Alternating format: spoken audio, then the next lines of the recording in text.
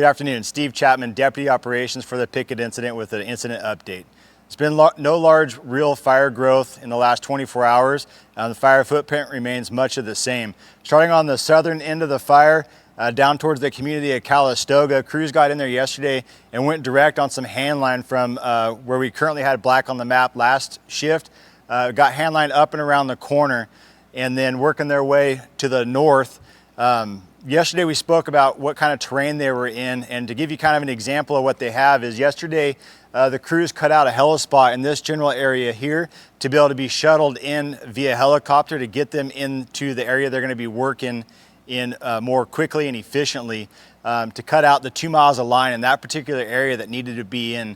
That needs to be cut direct and have that control line in place. And what I mean by that is removing the vegetation from the fire's edge and any burnable materials and creating a control line to be able to contain the fire. And again, in that area there, it's just 2 miles that needs to be done in that particular area that's going to be accessed by helicopters. Coming up and around the north side of the fire, that area is being held together by hand line and a road system. Crews are actively engaged up there, mopping up and improving and strengthening the control lines in there. Last shift, we did have a slop over on the north side of the fire that got across Etna Springs Road. Crews aggressively got in there and got line around that. They're mopping it up now. It has control line around it as well as a hose lay.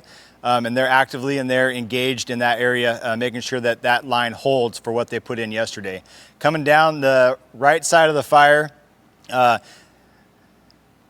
the slop over that we had 2 shifts ago, roughly 50 acres, that's been giving us a little bit of trouble. Last shift, crews were able to get in there and go direct and cut that out.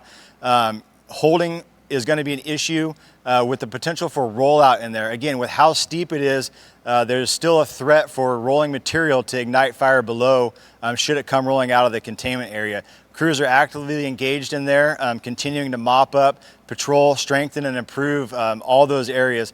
And then coming down back in towards the south end of the fire, crews got in there. That's got direct line, whether with hand line, dozer line, as well as hose lays. And crews are in there actively mopping up, strengthening and improving the control lines, and then tied in all the way back into the heel from where we started.